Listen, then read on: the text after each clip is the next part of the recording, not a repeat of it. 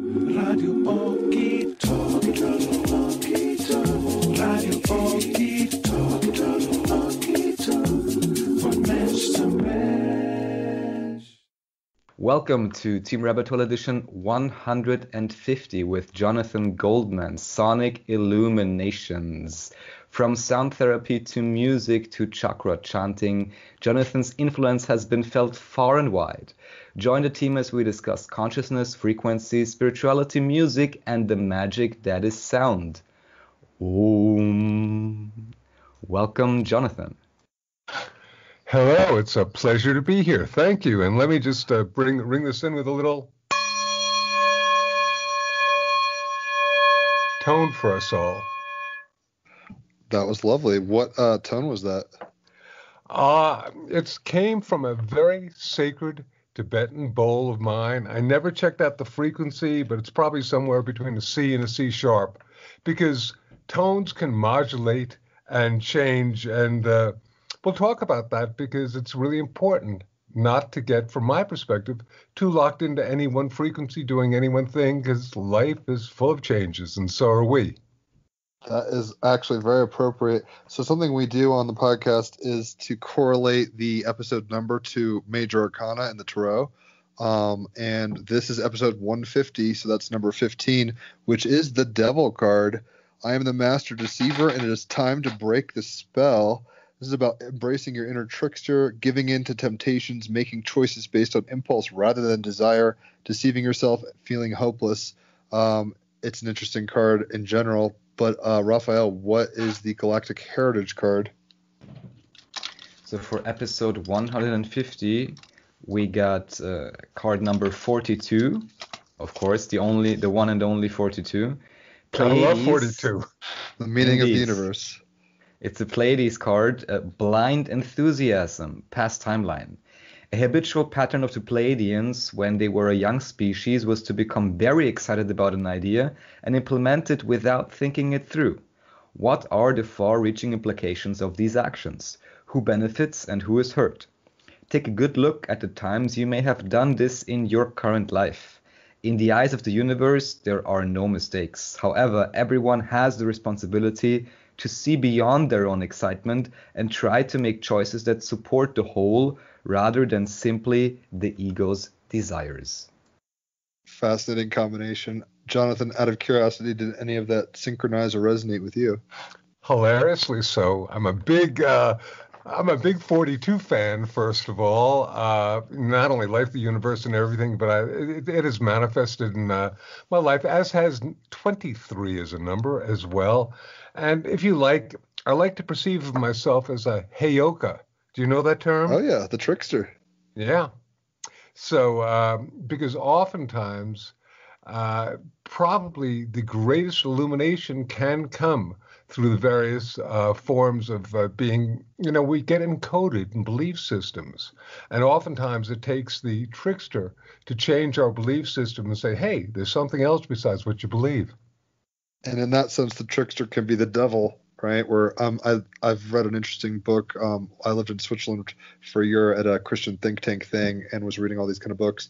And one of them was getting into the fact, to take the moral kind of, black and white dogmatism out of it and being like, oh, the story, and we'll just say it's a story for now, of the snake in the garden, that's a chaos creature, and a chaos creature being to some degree a trickster or something like that. So it's very interesting that's coming up as the card that I'm a double Gemini myself, and okay. So I didn't ask for your chart. I usually ask for people's charts and kind of like plug around it. I should have probably done that, but yeah, definitely understand the trickster element hardcore. So I'm kind of curious. Well, I'll just say how it turned on to you at some point. And I've been doing chakra meditations and stuff for a few years. I'm in, like I said, Buena Vista, Colorado, and you're down in Boulder. I used to live in Fort Collins up at Horsetooth Reservoir, and I was a cannabis farmer basically. So for 5 years. So I've been to Boulder a few times. Actually, one of the times I went, I think it was on 420 a few years ago. And I went to a bookstore and I got Technosis, which is a really good book. But I digress. The point is, I don't remember exactly how I turned on to you, but I checked out Chakra Chants, the first one, and I thought that was so dope. And whether over the few years, whether I was on mushrooms or acid or sober or whatever, that was always a very stabilizing and fulfilling thing. And then I found Chakra Chants 2, which I prefer. Not that one is way better than the other, but it felt like that's the one I've used for a few years. So you've been an integral, like your sonic contributions have been an integral part of my becoming process for a long time, on a lot of levels. It's not only some of the best auditory kind of guides to what that is. I mean, they're not terrible. I usually listen to them actually twice in a row just to kind of get a full impact. But if people aren't familiar, like they're going through the chakras, doing different tones. But it's not just like, a bell or throat singing. It's a whole smorgasbord of like things going on, and they're very kind of archetypally related, it seems, to the chakra itself. So sounds of fire with the solar plexus, etc. So that's how I kind of turned on to you. And then I reached out to you and I was like, yo, you got to come on the podcast, and here we are. But I was looking at some of your website. You do a lot more than I realized, actually. You're very, it looks like you have a record label, or did. I'm not exactly sure about that. I'm kind of curious. Let's start at the kind of very beginning, and you don't have to go all call me Ishmael on it, but like, where are you coming from? Like, it looked like you kind of, I grew up in the East Coast. It looked like you were going to university in Boston or up in Massachusetts somewhere. Kind of fill me in. I come from the Pleiades. Okay. No. Oh, perfect. Well, we got a Pleiadian card. There we go. No, I basically grew up in New Jersey. I moved to which part? Okay, West Orange. But I was born in New York. Where were you from? I was born in Overlook Hospital in Summit, New Jersey. So overlooking Manhattan. Okay, cool. I was born in Manhattan, Doctors Hospital, and then. I spent a lot of time in Manhattan. My father was a doctor, and at Mount Sinai Hospital. In fact, he was head of, at first he was head of ENT, ear, nose, and throat, and then head of rhinoplasty at Mount Sinai Hospital. Nice. So it's an interesting phenomenon, because many years ago, I realized that since I work with sound and the throat chakras, I was ultimately working on an etheric level with the ear, the nose, and the throat. It reminds me a little of Celestine Prophecy, if you've ever read that book, where we're an amalgamation of the karma or whatever dharma of our parents. So he was in that zone already. I'm not sure what your mom did, but you're definitely perpetuating the legacy in your own kind of spin, if that makes sense.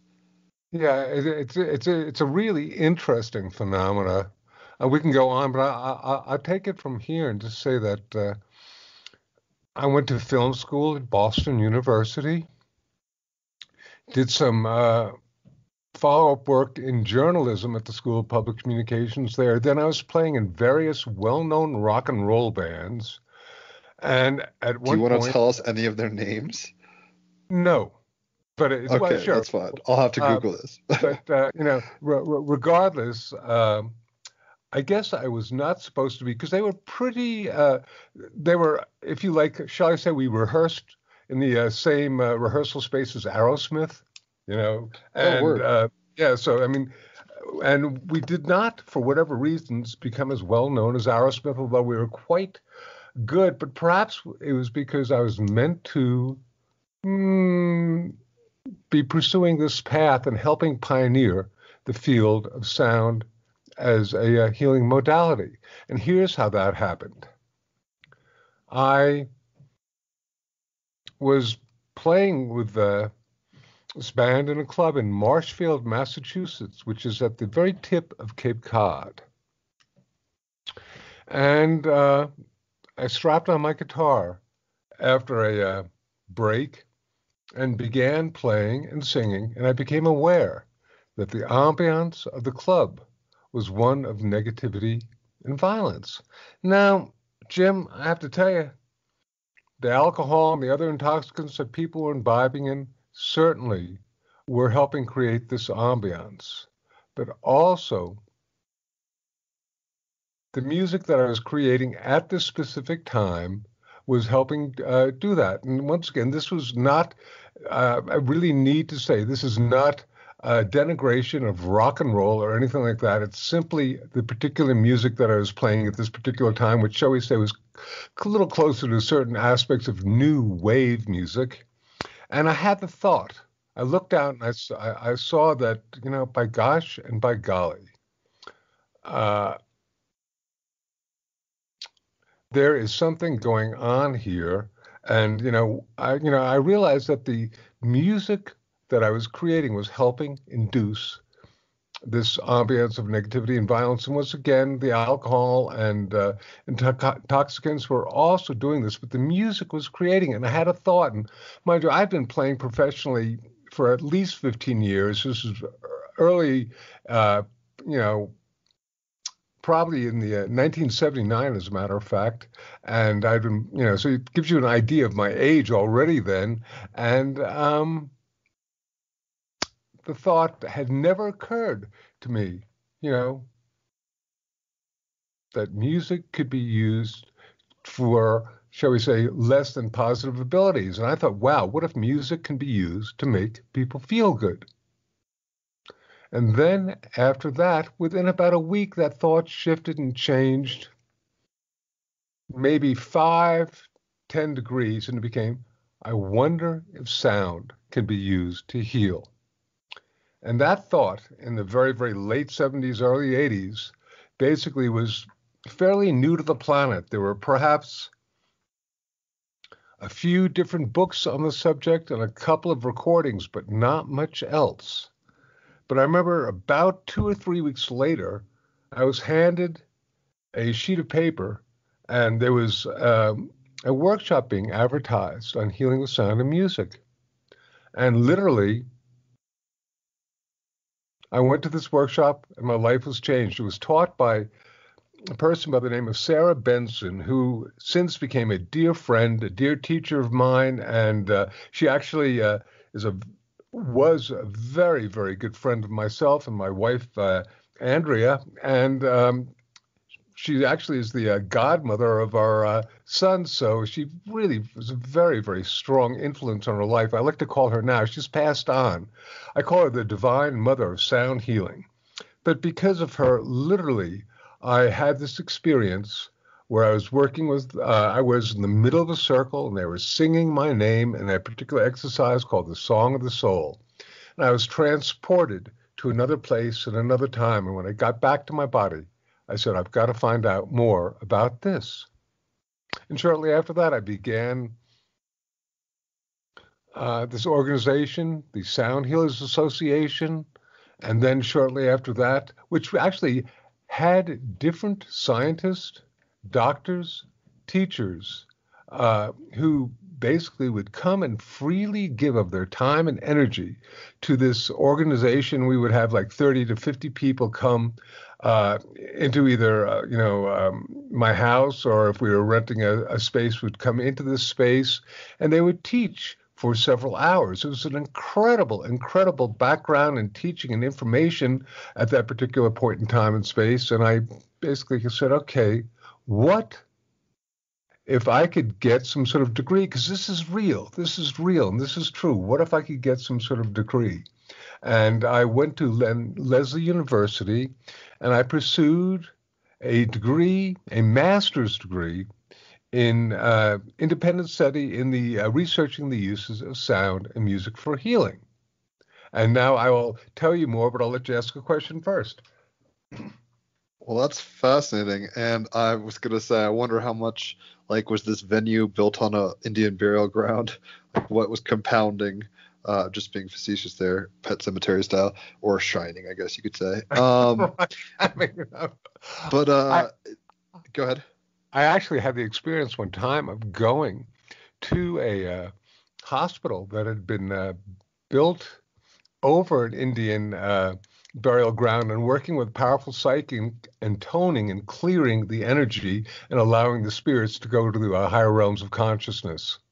Never told that story. Sometimes reality is stranger than fiction. Yeah, the shit's real. Yeah, I mean, that was in Maine. Yeah. Okay, that doesn't surprise me actually at all. There's a whole lot of history in America. The whole world. I mean, in some weird way, Bowie said we're like, or I forget if Bowie said it, but the point is we're all just stacking on top of the artifacts of other people. So there's going to be some residual tones, you might say, some baggage energetically, possibly. Yeah. So it sounds like I play guitar too. My brother's a drummer, and there's definitely been times on psychedelics or not where you start realizing the power of sound. It's not just about, because we live in a 20th, 21st century now, postmodern kind of culture where, I think David Lynch in Twin Peaks really kind of elucidates that shit really shifted with the rock and roll and the gyration of hips and the Beatles and Elvis and all this kind of stuff.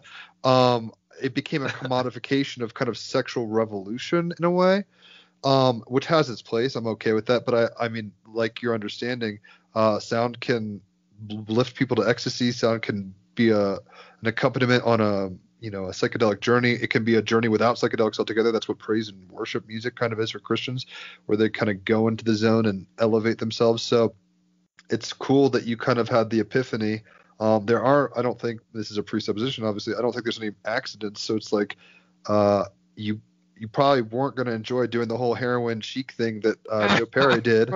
So, and 79 is a good year. Like that, 79, 80 is right around when Remain in Light by the Talking Heads dropped and a bunch of cool stuff like that. So, interesting time to bifurcate and kind of start making, shoveling the snow in the new domain. Because in some senses, I'm sure like whether it's Tibetan throat singing or, Gregorian chant or whatever, music's in a sense beyond just like let's rock and roll and headbang and drink beer has been around, but America, specifically the West, has been in a weird funk for a long time where we've looked at it as entertainment gods or something like that, and it's not bad. I'm not going to get into that so much, but this gets into just like spiritual power and perceptions and altering things through tones, and like even back in the day, like tritones, like don't play the devil's chord, devil card, ironically. Right. So I mean, it's kind of a neutral thing, but then people's intentions. So if like you're just trying to get laid or get a bag of coke or something like that, like maybe you're Clapton used to be like no snow, no show kind of thing. It's like that's not a good look. So I'm really glad you kind of pulled out of the scene in that sense and did what you've been doing, because not only have you been a pioneer in it, I think you've been more probably rewarded personally. It's fun to jam out, but at the same time, what you're doing is, I don't want to get into like lofty kind of woo terms, but you're like, it's transcendental in a sense. It's tapping into some kind of thing beyond just entertainment, I guess I'm trying to say. It's more of an art than an entertainment in a way, though it is entertaining. It's more of I don't even know how to put it. A wormhole into other dimensions, possibly, kind of like what you're saying with being transported to another place and coming back. Certain frequencies allow us to kind of explore in new different ways, and I mean, you can do that if singing Beach Boys songs, I guess, to a point, but at some level there's limitations within the form itself and the entertainment media and all that stuff. I'm kind of digressing, but so you went to the university and you started doing your own thing, independent study. Was this more like, were you worried about like psychoacoustics? Were you trying to get like, what are the kind of things you were studying? More like cultural elements, like musicology? No, what I was mostly studying was I'm an autodidact, which means I'm really good at learning by myself.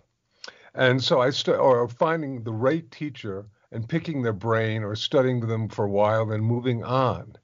And basically what I had been doing, courtesy particularly of the Sound Healers Association, is having my pick of the creme de la creme of spiritual masters, medical doctors, scientists, psychics who are working with sound. And they were coming to my place from all over the planet. We're talking about from France, from England, from Germany, et cetera, like that, and literally flying over, and they were giving talks because there was no other organization like this. And the idea of using sound and vibration for healing was really a relatively new thing. So I got a powerful, powerful education. I began to continue this, research. And what I was mostly interested in, first of all, the uses of different frequencies or different tones or different mantras to resonate the chakras, the etheric fields, but also our organs. So it was all basically everything that I was, working with, including, if you like, I was one of the first people who I actually did write the first medical paper that talked about what I called sonic entrainment and is now known as binaural beat frequencies. But I'm the first person to make that actually general in public. So there were all these different things that really, really interested me. But I want to take you, Jim and Ra, back in my time machine. And it is probably around 1985 now. And I am putting together all this information that I have gathered about different systems that use sound and music for healing.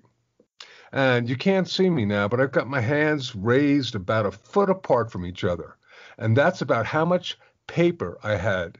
And that paper had different systems of sound and music for healing that were that I had researched and I had found from different spiritual masters, different books, etc., etc. And mind you, as I mentioned, my father was a doctor, my grandfather was also a doctor, and my brother. So I come from a real left brain medical, if you like, model. And I thought, okay, this is going to be easy. I am basically going to correlate all this information, and it's all going to make sense. And I'm going to be the first person to do this, and I'm going to come out with what is the frequency for what thing. You got it? But Yes. that is not what happened. I'm sitting in front of a computer screen. This computer screen is using a DOS operating system. And it is basically a very, very dark screen with amber letters. And the amber cursor is flashing back and forth, waiting for me to type something, because what I'm doing is correlating all this information. But unfortunately, I'm finding that Dr. X has used a specific set of frequencies to organize and resonate a particular chakra, and Dr. Y has used a completely different set of frequencies for that same chakra, or perhaps they're working with an organ. You know, regardless, the frequencies did not align. They were different. Spiritual Master A would use a particular mantra for a chakra. Spiritual Master B would use a completely different mantra for that same chakra, or perhaps the same mantra for a different chakra. It didn't make sense. Nothing was lining up. And I remember, devil's in the details, as they say. well, yeah, I was there. I'm in a state of intellectual angst with my head in my hands. I'm going, oh my goodness, how can this be? It doesn't make sense. Nothing's lining up. Nothing's lining up. And all of a sudden I hear a voice. And the voice says, it is not only the frequency of the sound which creates its effect. It is also the intention of the person making and receiving the sound. And there on this amber screen, in these gold amber letters, I wrote down the words frequency plus intent equals healing.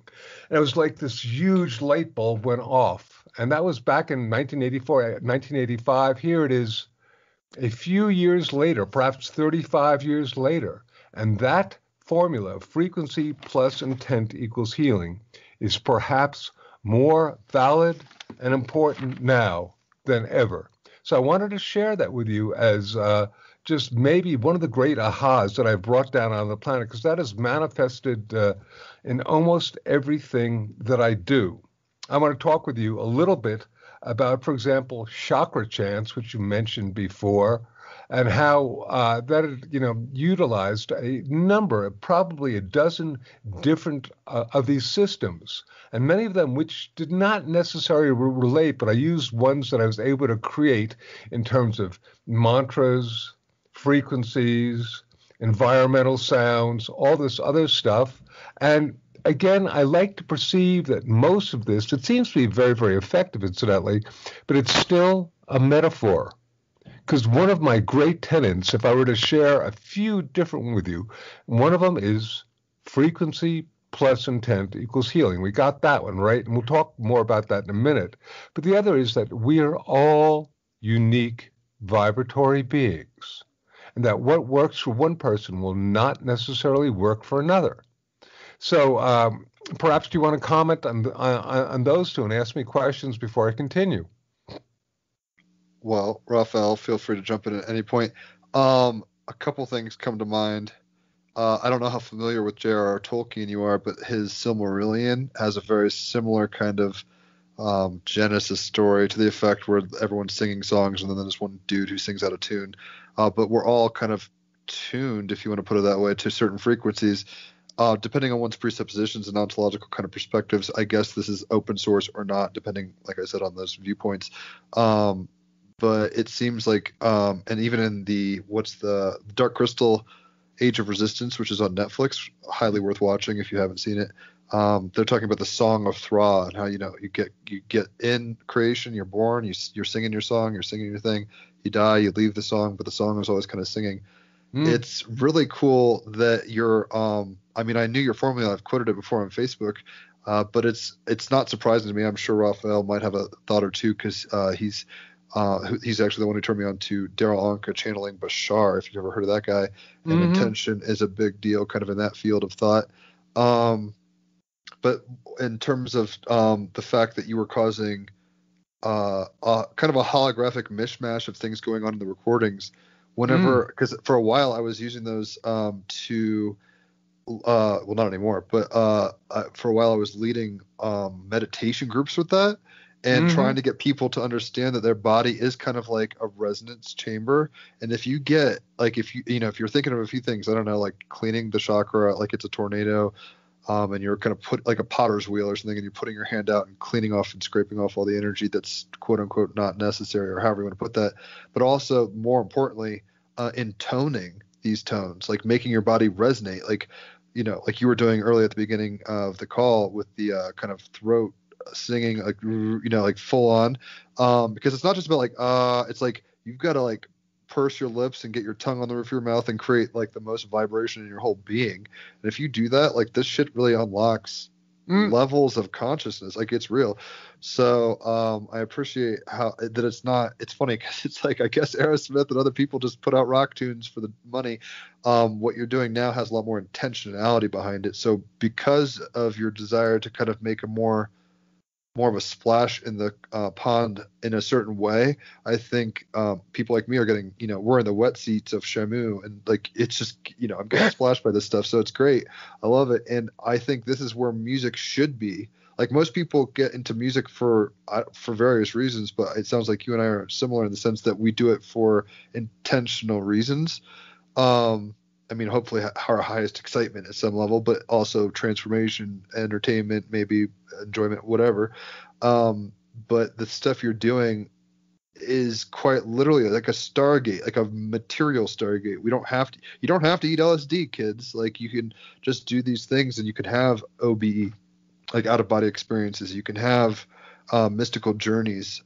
There's other ways to do it too, obviously pharmacologically enhancement ways or whatever, but you made me a real believer in the fact that the power of my own voice and the power of my body was able to kind of synthesize an experience that was probably already there, but I just had to, like, it's like saying open sesame or something like that. Like, if you do the right things, the door is open. Jim, I'm going to jump in for a second and say a couple of different things. First of all, I like to say that I have consciously and intentionally created a number of recordings for the specific purpose of those being adjuncts to interdimensional travel, or shall we say purveyors of a waveform that allows traveling our consciousness into other levels. One is called Ascension Harmonics, for example. Another one is called Merkaba of sound. And I mean, these are specifically created, and they work by themselves. They work with plant medicine. I know a lot of people who do that stuff. They work however, but once again, they were intentionally created to do that. And, with that in mind, I'd like to also first get back now into science, because I just went down a rabbit hole with you in terms of using sound as a major shamanic tool for shifting and changing consciousness. And I'd love to get back there. But I'd love to tell you and your listeners just the two basic principles of how sound can heal. Will that be okay? Definitely. Okay. So the first one is called Psychoacoustics. And this is where sound goes into our ears, goes into our brain, affects our nervous system, our heart rate, our respiration, our brain waves. And mind you, that's pretty good as it is. And for example, whether you're listening to my voice right now or you're listening to different music, the music is going into your ears and basically affecting your heart rate, respiration, and brain waves, which is one of the ways that you get this very, very deep and profound experience with sound and with music. Okay, so through the phenomena of listening, and listening is an extraordinary, powerful tool, and perhaps one of the greatest ways that we can enhance our understanding of sound and enhance our understanding of sound healing is simply to really open up our ears and begin to listen more consciously. Oftentimes when I'm doing a workshop or whatnot, I will play a piece of music from a recording that I created back around 1988, 89 called Dolphin Dreams. And this is the first recording that actually was commercially available that features the sounds of dolphins. And it's got ocean, heartbeat, choral voices, dolphins. It's got an ohm. It's got frequencies of, it's got a wordless melody. It's got all these different things. And there's actually a chapter in a book on music, a college professional book on music, and it deals with using Dolphin Dreams as a listening experience just to see how many different sounds you can begin to key into. And this is an extraordinary thing because as we open up and shift our level of listening, okay, listening is a conscious aspect of hearing. Hearing is, if you like, passive. Listening is conscious and active. As we begin to expand our level of listening, we literally are beginning to expand one of our 5 primary senses, and that is, of course, the sense of sound. And when we do that, we literally can perceive of reality in a different and enhanced level. Does this make sense? Totally does. Okay, let me continue. So that's number 1. First way, psychoacoustics. We can get back to all these, but I just want to, set some groundwork. The next way is called Vibro Acoustics. And that's where the sound goes into your body and resonates and vibrates you on a cellular level, going down to your DNA and even your molecules. Okay? And I didn't make this up. Here's a quote. And it came from the New York Times Science section back in 1988. And it says, sound shifted into new tool can make, break, or rearrange molecular structure. So think about that. Can make, break, or rearrange molecular structure. And then the tagline for this is, and levitate objects. So yes, acoustic levitation is also possible. But the idea that we can use sound to vibrate ourselves on a cellular level and rearrange molecular structure. People oftentimes ask me, well, Jonathan, what sort of things can be healed with sound? And I said, well, if you can rearrange molecular structure, what sort of things conceptually cannot be healed with sound? So I put those 2 different aspects out to you. Psychoacoustic, sound going into our ear, music, our voice, and vibroacoustic, the sound going into our body. And I'm going to jump just one more, and for the last probably 3 or 4 years, my wife Andy and I have become really major advocates of humming as a tool for healing. And in fact, we've written an award-winning, very well-known book called The Humming Effect. And these are all found on our website, which is healingsounds.com. They're also found in Amazon and, et cetera. But I want to suggest to people that probably the most powerful vibroacoustic effect that can be created through our voice is through the hum. Jim, want to play a game for a minute? I'm all about it. All right. I want you to start humming with your lips closed and then pinch your nose. I'm going to do it first, and then why don't you do it, and let me see what happens. Okay, so without pinch, and then you'll hear the pinch. Yeah. First, hum and then pinch your nose, but make sure your lips are closed. Right. I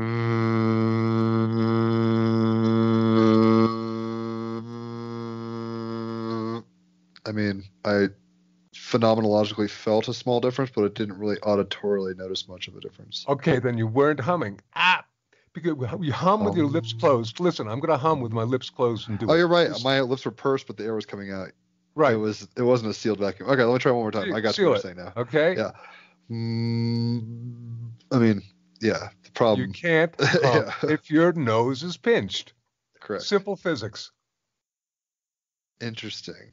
Most people don't know that. And I say, well, if you didn't know that about the hum, maybe there's other stuff. And in fact, the first chapter of our book, The Humming Effect, because it was the first book that was written that's been professionally published on the subject of humming. And I said, all right, how are people going to take this subject seriously? Because, it's humming. So we had the first chapter be nothing more or less than what they call peer review or scientific and medical papers and information on the physiological effects of humming. Here are just a few of them. There are a whole lot. Get a reduction of heart rate, slows down your heart rate, your respiration, your brain waves, slows down your blood pressure, decreases your blood pressure, which is great for people who are stressed out.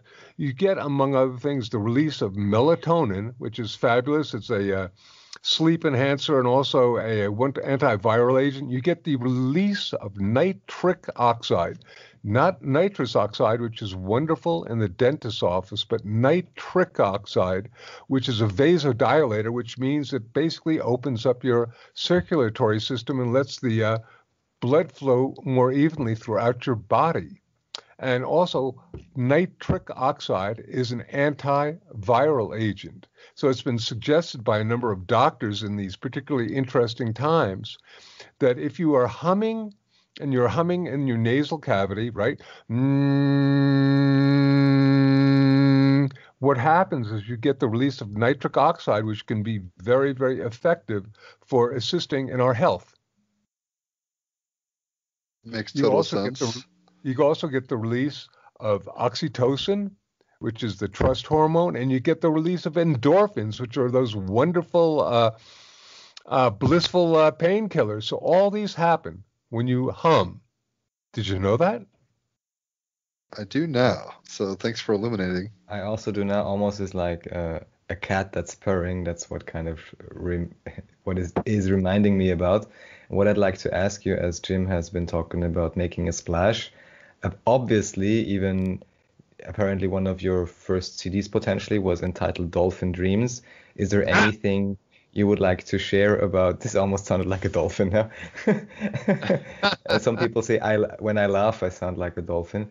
So is there anything you'd like to mention about the dolphins in particular? Because of course oftentimes here we also talk about other types of life forms and so on, and the way that I understand it, in this case also through Bashar, but I can just say makes total sense, that the dolphins, cetaceans, so also the whales, are actually a type of alien or extraterrestrial life form. We don't need to agree or not on that, but what's certain is that they have their own culture. They're hyper intelligent, and as I understand now, just like in this movie, again I'm forgetting the name, not Arrivals, but this kind of like end times movie when aliens come down and they start painting in these circles. Oh, and, Arrival. Arrival, right? So it's that one. That just now, I mean, to me it was kind of obvious, but apparently recently they really discovered that dolphins actually communicate by sending holographic sound patterns, let's say. So that would be one question. Anything you'd like to mention about the dolphin, our dolphin friends? Hold on. Okay. You got me on the side. Do you think it's by accident that I created a recording called Dolphin Dreams?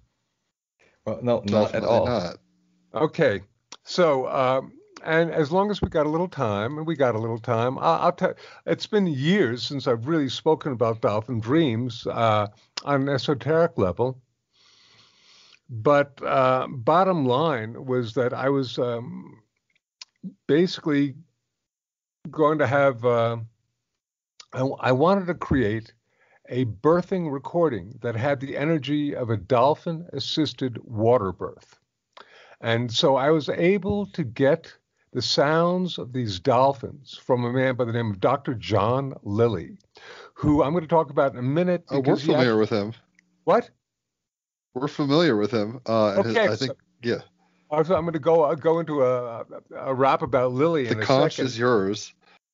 Man, you know, the movies Day of the Dolphin as well as Altered State were both based upon his work. And I'd like to suggest that indeed the whole idea that,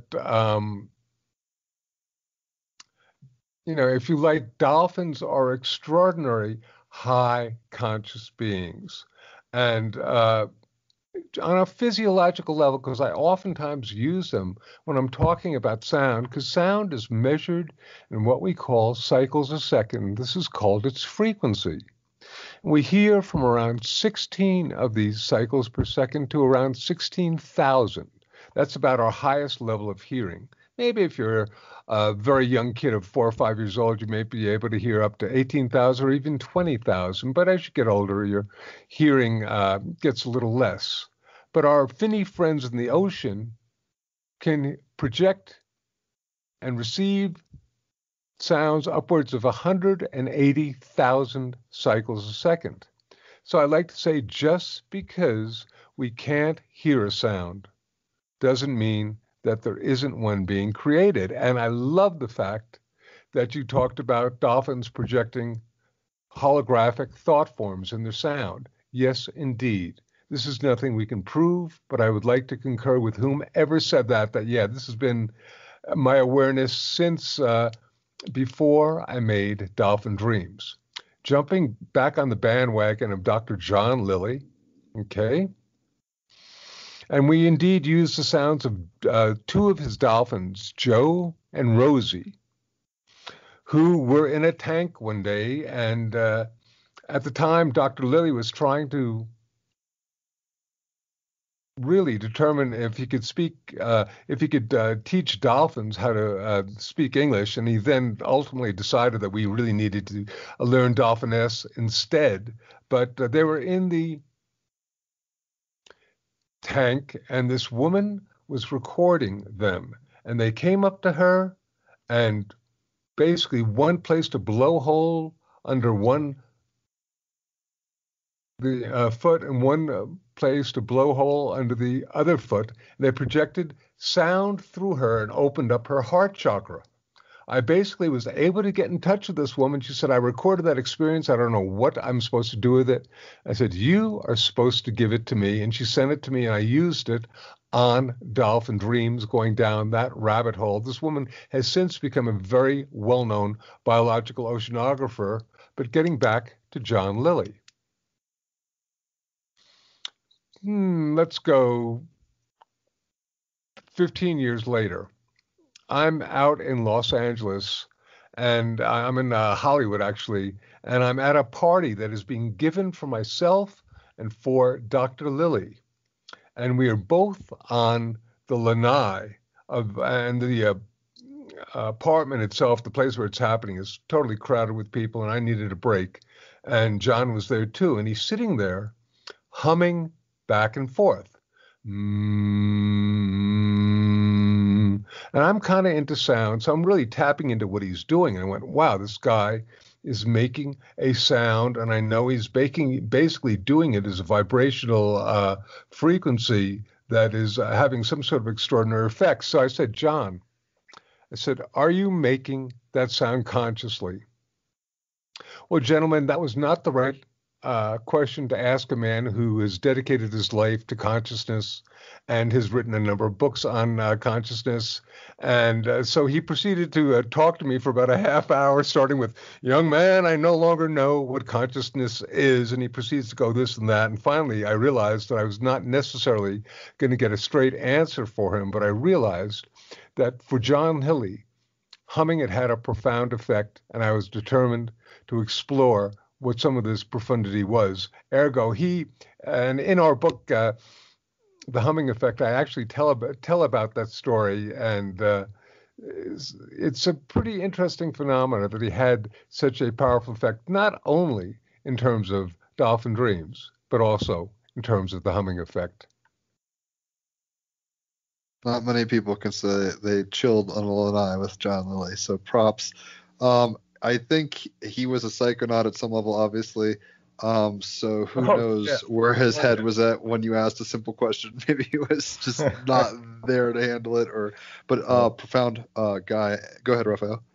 I guess there's reason, even just like with simple ohming and so on, the tone that is held the most probably would just be this type of humming anyways in many, many different types of traditions. So that's certainly highly suspicious. Yeah. Yes.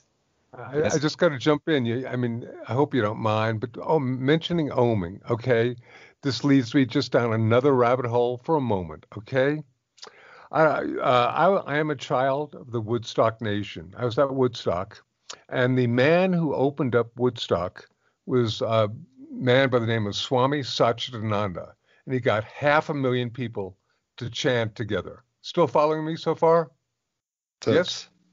Okay, and this may be one of the reasons why Woodstock was perhaps the most peaceful and festival that there was, and such a world-changing festival. There were over really 1 million people who were there in harmony, and it represented, if you like, an incredible metaphor and landmark of consciousness for our planet. But that intention probably helps set the stage too. Oh my goodness gracious! So I really like Swami Satchidananda, who has passed on. My wife Andy and I were at an ashram that he founded called Yogaville. Yes, and it's an incredible place in Virginia. And we had arrived late at night because it took a while to get there from Boulder. And we walked in, and there was a copy of Patanjali's Yoga Sutras. Now, the Yoga Sutras by Patanjali's is something that almost every spiritual master has done their own translation of. And this was Swami Satchidananda's. And I basically opened it. And I happened to open to Sutra 1.27. And it said, and these are my words, not his, but it said something very much akin to, the original sound of creation was the humming of prana, pranava. They had to give this a name, so they called it Om. That reminds me a little of Frank Zappa says something to the effect of like the Big Bang is just a big like sound, and it's been going on ever since then. Obviously a little different maybe worldviews there, but yeah, it's funny, like the whole Tao hums, you could say. Yeah, no, I call it the cosmic hum. And I was actually walking to get some breakfast the next day, and I passed by this other Swami who was the head librarian, who was also an astrophysicist. And I knew him a little bit, and I said, hey, Swami, did you ever think that the original sound of creation wasn't the Big Bang, but was actually a hum? And he looked at me rather strangely, and he said, well, of course, we astrophysicists know this, didn't you? I said, man, I wish somebody had told me this before. But no, that's exactly right. That's great. So what I'd like to ask, also in regards, since you mentioned psychoacoustics and vibroacoustics, if in any way, shape, or form you're familiar about so-called scalar waves, if that's in any way, shape, or form familiar to you. Scalar waves associated with Nikola Tesla, and the idea being of longitudinal waves capable of penetrating any solid object, including Faraday cages. When I describe it, I always talk about kind of a frequency behind the frequency, also related to neutrinos in research, and most likely also, I can only assume, to the heart, and maybe also in some way to our voice. Anything you can say about that?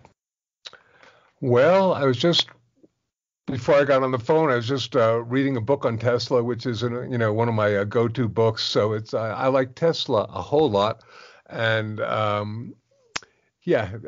like Tesla a whole lot. Scalar waves I have been familiar with for a really long time. They seem to be theoretical at this point in time and space, so I am not able to make any solid aspects. I like to say that intentionalized sound is quantum in nature. That's about as far as I could go, but I would probably perceive of, given your definition, that intentionalized sound creates scalar waves. Probably. Once again, because I like that. Yeah, good. And that, again, So is the some things. frequency Oh, go plus ahead. intent.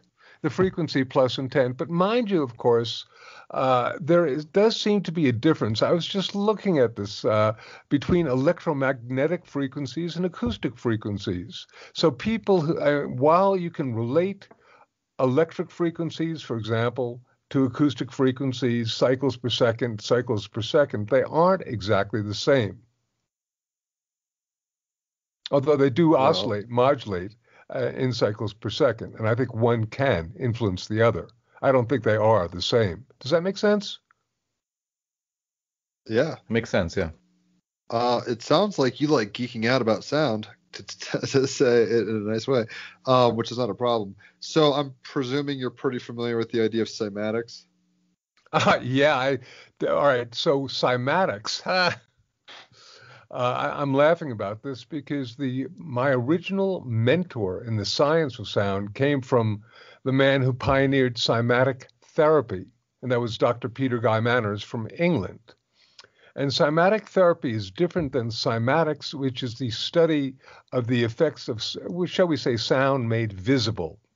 In other words, people basically came from Dr. Hans Jenny, who is a medical doctor who basically took these extraordinary photographs. And now there are a couple of people on the planet, there are a number of people, including Alexander Ladewasser in Germany, and another guy named John Stuart Reed in England, who are taking this work and going further. So yes, I am real aware, but please know that the idea of being able to make sound visible by, for example, taking a violin bow and rubbing it across a plate that's got sand on it and seeing the sand go into different organized patterns is very old. Well, right. You were saying something when you were talking earlier about levitation, essentially, that and the difference between the two types of acoustics. That was coming to mind because and DNA reprogramming and all that jazz. At some level, there's phenomenological evidence that, different frequencies essentially create different patternings. Yeah. I've heard, all sorts of New Age kind of tales of like, Tibetans lifting rocks, or the pyramid in Egypt was built by Cymatics or whatever. Yeah. There's all sorts of rabbit holes, and we love inquiring down them. I'm not going to drink all the Kool-Aid all the time, but I love it though, man. Well, we got to be open-minded. Ask the questions. Maybe not always, sit on that place forever. But this kind of lends itself to the whole. And I know that we don't have to dwell on this. I'm just kind of curious. We've had a guest on before when we were talking about 432 hertz. I know there's a whole history and probably not how verifiable it is and all that with the whole like Nazi regime instilling A440 and all this kind of stuff. I don't know. I'm not a historian, but what are we don't even have to talk about 432 particularly. I'm wondering if you find that there are certain frequencies and why they necessarily, like with the binaural beats and solfeggios and stuff like that. Are you finding that, I don't know, like 639 or, whatever numbers Tesla used, like, does that open up a portal that's very different than 711, which is very different than, 432, et cetera? Okay, so I hear what you're saying. And I'll just first of all say that I think ultimately that sound and every frequency and the harmonics that are generated from it, and I'd like to talk about harmonics soon, because when you start talking about frequencies, you need to encompass the aspect of harmonics. Otherwise, it's like not really understanding sound. But every sound is like this extraordinary smorgasbord of nutrition, food, and depending upon the time and the space and the need of the individual, different sounds can have different therapeutic effects. I'd like to say, for example, that if you were to tell me that blue was the most healing color, or purple was the most healing color, or red was the most healing color, I'd have to ask you, what's the condition, what's the situation, what's the need of the individual? And I would therefore answer the same way in terms of sound.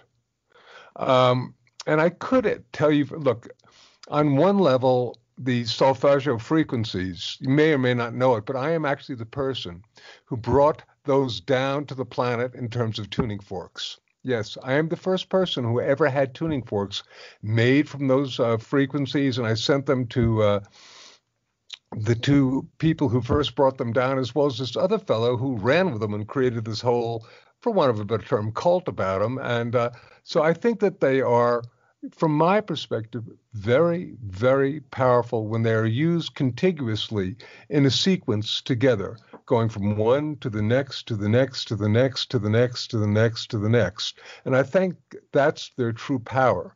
I think when these frequencies are isolated and used alone, then there's something else. And mind you, I was talking before about the importance of intentionality. And I said frequency plus intent. Well, it's also sound plus belief. And really, if we encode a belief on a certain sound, most of the time, that's going to happen because people believe it. I know that, for example, of the works of Dr. Bruce Lipton or Joe Dispenza or whatnot, the work of belief and placebo. This is very, very important. The fact that we can encode our thought forms on different frequencies and have different effects with them. And that alone says a huge amount. That may be one of the reasons why all these things are quantum in nature. So I think it's really important for us to understand that from my perspective and from my belief, you can't really single out a frequency. It's very, very easy for people to go, oh, this is the healing frequency or this is the healing frequency. But in reality, here's one for you. When I do a workshop, one of the first questions that I ask is, I say, is anyone here allergic to penicillin?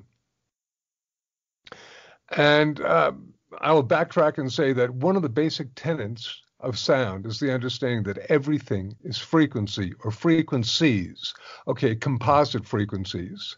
That man that I talked about before, Dr. Peter Guy Manners, who is the pioneer in cymatic therapy, he worked with a composite frequency of 5 different frequencies for each different condition. So penicillin may have a composite frequency. It doesn't matter. What matters is that anywhere from 5 to 20% of an audience will raise their hand. And I'll go, okay, so this means that for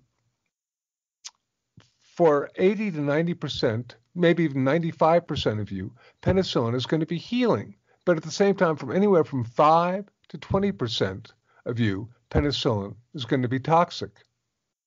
That says a huge thing. That says that there ultimately is no magic bullet, no magic feather that works the same way for everyone. Does this make sense? Totally. It's funny, while you were talking about that, I was thinking when you said there was a kind of or the 5 tones he was using in the television show I referenced earlier, Dark Crystal, Age of Resistance, one of the scenes where they basically animate some rocks magically or whatever is done through that. They have like one tone, then another, and it's almost cymatic in the sense that things vibrate and assemble. I don't know why I'm telling you that. It just came to mind. I thought Raphael might remember that scene too. I love the Dark Crystal, the original movie, because you remember they're the Skeksis and the Mystics, right? The Mystics. Yeah, the what Mystics sound hummed. do the Mystics make? They go,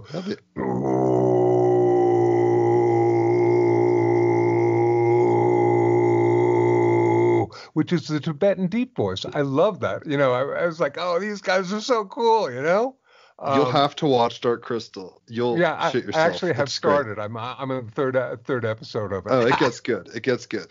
It takes a minute to build. I'd say around 4 or 5, it starts picking up to a point. I mean, for what it is, it's a Jim Henson, you love it. Yeah, totally. It's fantastic and beautiful. One thing, not to totally shift gears, earlier you were talking about intentional listening versus kind of not. There's something that Alan Watts, I'm sure you know who he is, was kind of getting into, something I used to listen to a lot, not only actually to your chakra chants too, but also Alan Watts has a meditation with some singing and stuff like that. But basically he's talking about like listening, but basically becoming judicious in the sense of what it is, not designating good and bad sounds, almost letting yourself be awash in sound. And then at that point, you're starting to be in a form of meditation in a sense. Do you think there's a correlation in terms of whether it's ontological or otherwise? I mean, you can maybe have an actual worldview on this or just amusing. It doesn't matter to me. The difference between like intentional projection into something with intention, right? Where you're like, I'm going to focus, like you were saying in dolphin sounds, like let's go into a musicology class and listen and try to pick out all the tracks versus the awash method. Do you participate with both kind of modes, or how do you listen to music and sounds yourself? Yeah. All right. So you happen to be catching me at a time when I had this extraordinary experience last night. I went outside. It was 11 o'clock my time, and it was a full Pisces moon. full moon. Yeah. Right. My wife was listening to she's an astrologer, but a well-known astrologer, talking about the full moon, doing a guided meditation. I said, oh, let me see if I can see it outside in my backyard. And I went out in my backyard, and it was like there was a spotlight on this little chair that I sometimes sit out and play my guitar or ukulele. And I just happened to have my ukulele in my hand. And it was like I sat in the chair and I looked up, and there was a giant full moon blazing at me. And I began to play, as goofy as it may seem, an old song called Blue Moon, but I sang the words full moon. And then I began to sing the Leonard Cohen song Hallelujah, but I was singing Hallelujah with vowel sounds with something I call the divine name. And I'm being quiet for a while, and I'm listening to the crickets, and I realize that they are sounding in resonance with me. And it blew my socks off, and it was a magical experience. Sounds like a beautiful moment. It was praised. It was wonderful. And it was, I think, what you might call that moment of being awash with the sounds that were there. I was simply, listening to all, and I went, oh my goodness gracious. Right, because I think something that we tend to do, especially as musicians, you understand, is like force our will in some way through sound. Mm-hmm. Like Beethoven or something like that, or you'll hear somebody creating something that isn't natural necessarily. If you know what I mean. It's not like it's a vibe that, like, that's why the profundity of Beethoven and things like that are, where it's like, well, maybe people have thrown things and maybe people have used sticks, but Babe Ruth is very specific, or maybe people have, arranged notes and this, that, and the other, but Beethoven is very specific. So I think there's a level at which, and it's not bad, it's not either or, I'm not trying to be dualistic, it's kind of a polarity, I guess you could say, two poles. One is like being immersed and being open to hearing what is, like you were saying, versus maybe projecting our internal reality out onto the external. I know this is getting kind of convoluted, and maybe there's not even a real difference ultimately, in the sense that Bashar is like everything external is internal. There's no, it is you, like in a Jungian sense in a way. Mm-hmm. But I just didn't like with that Alan Watts thing. One of the things, and it's not, he was relegating it to breath work, right? Where it's like if you kind of chill out and watch your breath and stuff with meditation, you'll notice really quickly that it's happening to you, but you're doing it. There's a simultaneity. And that like that line is almost the line of the yin yang or something, where it's like that's the consciousness of what witnessing is. It's the do and be kind of thing. So I just didn't know if there was obviously, sitting around playing the guitar or listening to the Beatles or something like that, there's a very different kind of modality than maybe zoning out, or however you want to put that, and just kind of being in the moment fully. And I didn't know if you had anything to say about that, but you did say a beautiful little anecdote, which I appreciate. Yeah, but I wanted to just suggest a little more about the fact that conscious listening can be both, right? Because when you start listening, whether it's to the Beatles, or I happen to be wearing a Jimi Hendrix T-shirt because he's a spirit guide of mine, okay? Maybe not, but it's okay. I love Jimi Hendrix. And bottom line is that I think that as you open up the realm of listening, then all music and all things that you listen to will shift and change and become different, and nothing is the same. I, for example, used to teach, my first book was called Healing Sound, subtitled The Power of Harmonics. And harmonics are the sounds within sounds. Whenever we hear a sound, we don't hear an individual tone. We just don't. That doesn't happen. And what we hear is a composite of many multiple tones that are geometrically related to each other called harmonics. Just as you can take a crystal and hold it into sunlight and it'll break it up into the different colors of the electromagnetic spectrum, red, orange, yellow, green, blue, indigo, violet. So when you hear a sound, that sound is actually a composite frequency of mathematically related tones called harmonics. And the fact that there are certain harmonics that are most stressed in every instrument gives the instrument their timbre or tone color. But it's this composite frequency that occurs with every sound that we hear. And most people don't understand it. But you have to understand that that is why, if you like, the concept of just single tones is... it's a myth of the ego or something. You got it. Okay, yeah. I didn't say it. Yeah, because you really actually, the more you learn to listen, the more you learn to basically hear harmonics. When I used to teach harmonic singing, and the Tibetan style is one, but another one would be just being able to hit a tone, go, and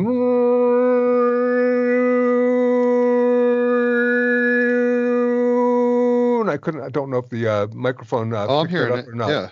But, bottom line is that those are simply sounds within sounds. And as you begin to hear those things, your level of hearing and listening shifts and changes, and you begin to hear harmonics and all sorts of different things, whether it's, automobile engines or your shower or different sounds within sounds that are occurring, and your level of hearing is enhanced. And that's an extraordinary thing. That's like putting on...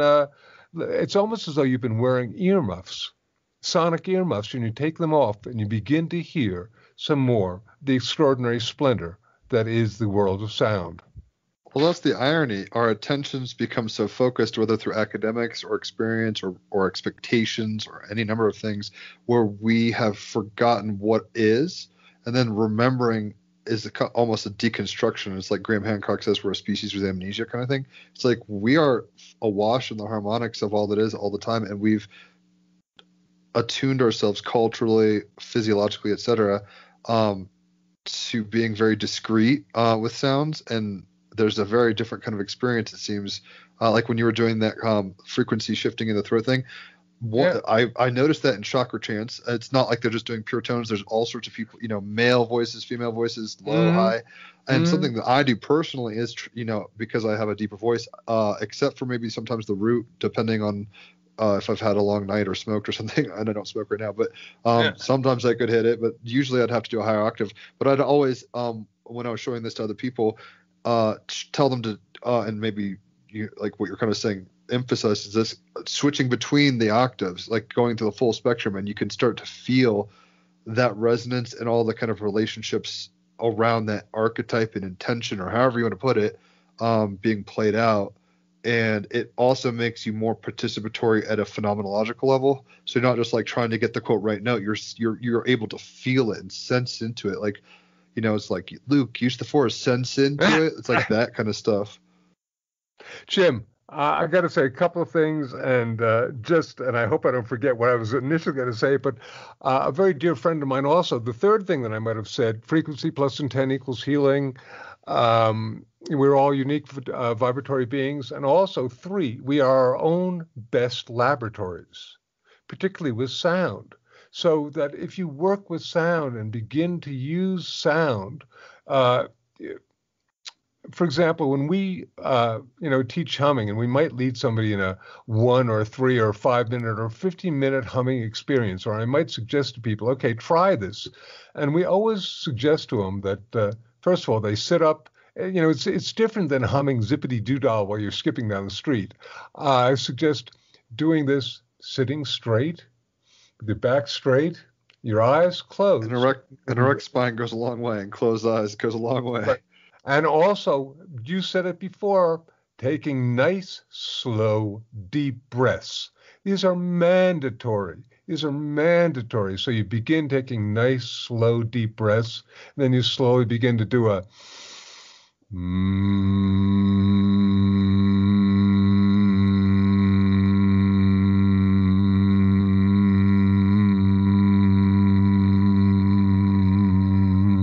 etc. And you might do that 5 times or 15 times or whatnot. And then I say, be in a state of silence afterwards, because that's also really important, honoring the energy of silence.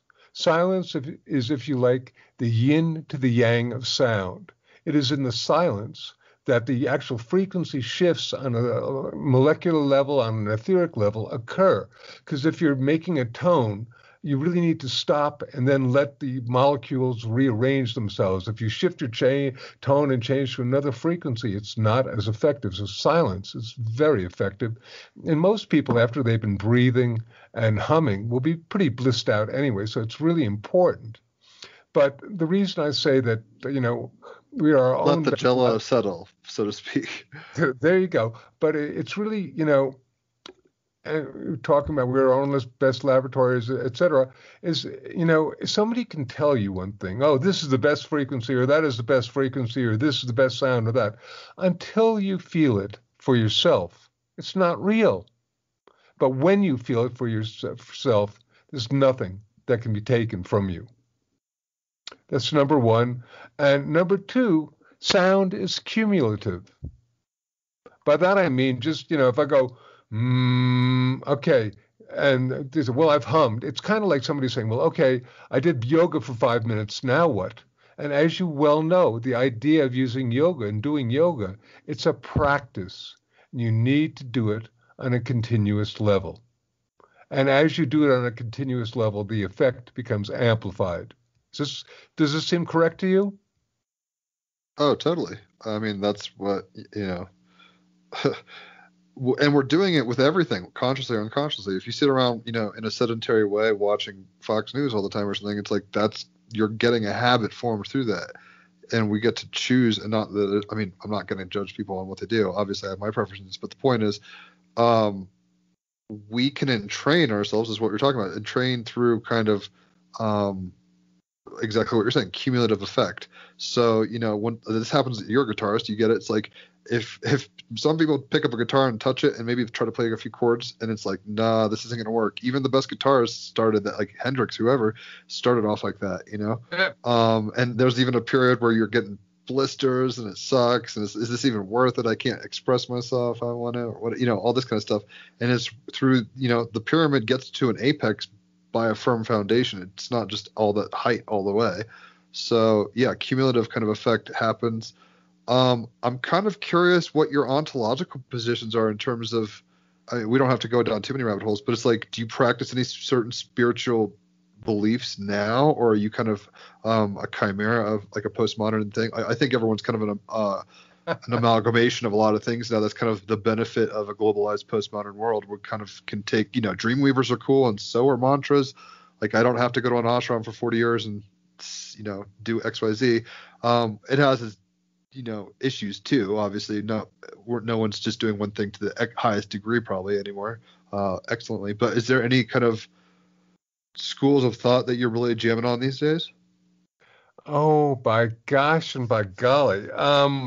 That's so interesting, because I have always been an esotericist, and I have been trained in the Tibetan tradition. I've been trained in the Hindu tradition. I've been trained in the Kabbalistic tradition. I've been trained in the Native American tradition. So I take that which works for me, and as long as the traditions are in harmony with each other, and I like to believe that most sacred sounds or sacred concepts work together. For example, the idea of compassion and love is almost a universal thing. You can find it in every tradition. One of the cool things in Swami Satchidananda's ashram is they had this wonderful giant building called the Lotus, and it stands for Light of Truth Universal. And in it, and it looks a little bit like the Taj Mahal. It's a way cool place. And one of his sayings was, "Many paths, one truth." And I love that, because you find that, all these different traditions, the idea of love and compassion and gratitude is really universal in terms of being a spiritual tradition. So with that in mind, I like to borrow from A, B, and C, and these are things that have all worked personally for me. It may not work for someone else. And I'd like to say that probably the thing that these days, even though I've worked with something called the divine name, it actually came through to me, and maybe one of the more important sound phenomena that I've manifested on the planet, and that is a sound that literally comes from the vowel sounds and the harmonics related to the crown chakra, going down to the root chakra and then back up. And I've written a book that's been published by Hay House called The Divine Name. I work with that a lot. I work with the chakra sounds, which are related to the divine name sounds, simply because they're also vowel sounds. But what I've been mostly doing, and I work with tuning forks, that are particularly very, very specific in terms of their different ratios. If you go to our website, we have all these different Pythagorean ratio tuning forks, or what we call the DNA tuning forks. They are all based on science and sacred ratios. But Jim, the bottom line lately is I've really been working with humming and teaching people humming. And I'm going to tell you why. When, my wife and I actually, or the reason why my wife and I began to research humming to write a book about it was that, of course, everybody has been humming. Everybody hums. Children hum, babies hum. John and Lily, when he was sitting out in that lanai, was humming. And people usually hum when they're happy. But bottom line was that as we have been teaching sound healing for so many years, and for myself, I've been teaching it almost 40 years, okay? And bottom line is that a lot of people have a lot of resistance to the concept of sound healing, simply because they basically are very, very self-conscious about their own sounds, making their own sounds. And I'm very much a believer in the voice as the most healing instrument, because it doesn't require electricity, no batteries are needed. The owner's manual is relatively easy, and it's cost efficient. But people, because of various shows, and they're great entertainment, but basically judging the best voice. So people get very, very judgmental about their voice. So therefore, our inner Simon Cowell comes out. Yeah, kind of right. So we're wounded singers. Our throat chakra gets constricted. But what's the one sound that nobody has judgment about? My wife and I, Andy, looked at each other and we went, the hum. I don't know anybody who's ever been judgmental about their sound. Okay, so humming is basically a sound that, literally everybody can make without judgment. That's an incredible, what a score to be able to make a sound without judgment, without pulling in that judgmental part of our brain. What a blessing. And so with that in mind, we wrote the humming effect. But I want to suggest that as you begin to hum more, and you play around with the hum, changing your pitch, but changing your intention. I will, for example, right now, change, let's say I'm feeling something in my body, and I put an intention to the hum, okay? And then I'm going to basically change the intention, and I can change the intention and feel the resonance without changing the pitch. So I'm going to go bring the sound from my forehead to my chest area. Okay, you ready? And I could you couldn't notice any difference in the tone, but I could actually feel a difference in the vibration in my body. And that's simply due to the fact that I've become fairly adept at doing this. And it was simply by changing my intentionality, I was able to change the resonance. That's extraordinary. That is a beautiful thing. Well, I think we should have you back on the podcast. I don't want to take up your whole day. I know you said you want to do an hour. That was like a half an hour ago. So I want to be kind of cognizant of your time.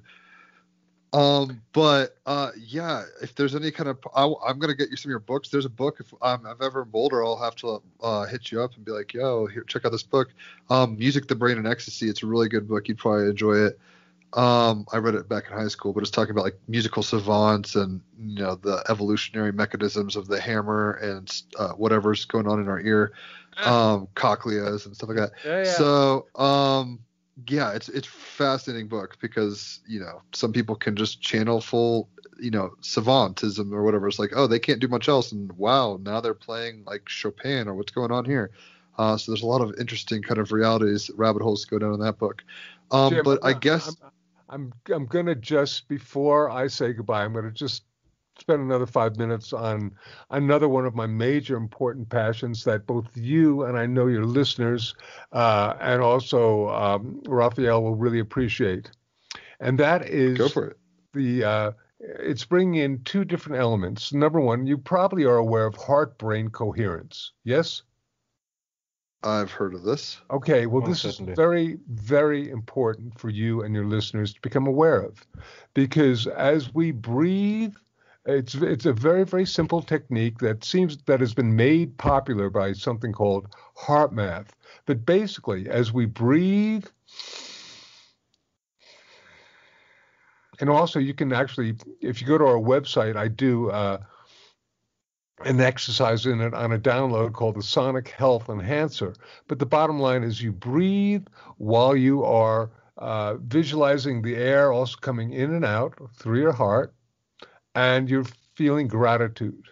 And what happens is this causes the electromagnetic field of the heart and the brain to expand tremendously. Okay, and this is a known fact. Okay, so there are a number of people, including, that are doing global heart-brain coherence meditations. And then I tell you that when you add the element of sound, that amplifies it even more and brings it, if you like, to a quantum level. This is why,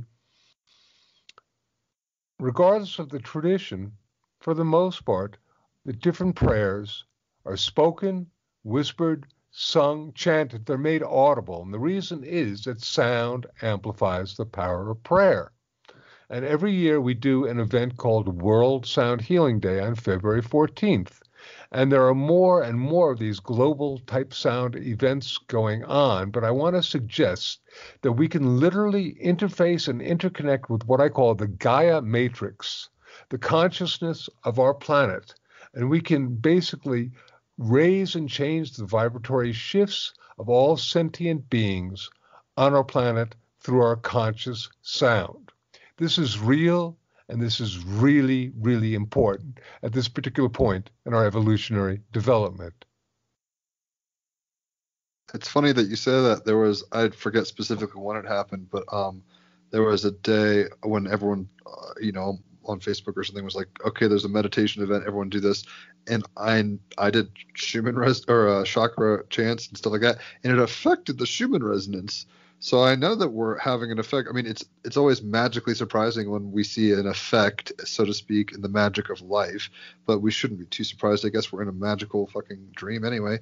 But so like you're saying, intention and doing these things in such a way that use certain techniques that obviously religions and cultures throughout the world have grokked at some level for over millennia. Mm-hmm. It works, folks. Like this is, you don't have to synthesize new things in the laboratory necessarily. Like, we have all the built-in mechanisms, and just having the right kind of wherewithal and the right intentions goes the distance, particularly with humming, like you're saying, and other modalities. Was there anything else you wanted to say? Also, I work with the ah sound a lot, particularly because that's one of the sounds of the heart chakra. And for World Sound Healing Day, most of the people on the planet go, they do an ah sound, which is wonderful. I'm doing a global hum now, recording right now, but this, so much to talk to, and you've been really wonderful to talk about. But I just want to end with these words. We heal the planet. We heal ourselves. We heal ourselves, and we heal the planet. We can make a difference, and we have a choice. Well, damn, Jonathan. Well said. We'll have to get you back on here. Like I said, you're an awesome guest and a wellspring of knowledge. So I'm sure I want to pick your brain a little more. Maybe Raphael will have more questions. He's a Libra, so when he's just chilling, we know he's enjoying himself. So yeah, it's like his scales weren't imbalanced, so he was happy. I guess, yeah, in parting, we'll put your links in the description. So soundhealing.com, is that right? No, it's Healing Sounds. Hey, glad I clarified that. Sounds with an S at the end, for sure. Okay, and it's actually an award-winning website, and there's a whole lot of freebie stuff that people can have, because my purpose is basically to help bring conscious awareness of how sound can be used to heal and transform. And thank you for allowing me this opportunity to do this. Thank you so much for joining. Thank you so much for sharing all of the, both history, anecdotes, and kind of showed how much potentially a foundation you laid that I'm sure many listening already partook in, most likely, without even knowing it's kind of related to you. So that's good to know. Thank you so much. Many blessings of light and love through sound to both of you. Thank you, gentlemen. Adios, amigo. Many frequencies, one sound, guys. Find the others and enjoy the ride. Enjoy. Thank you for joining. Thank you all for listening. Team Rabbit Hole live in action. Radio Okitalk. Radio Okitalk.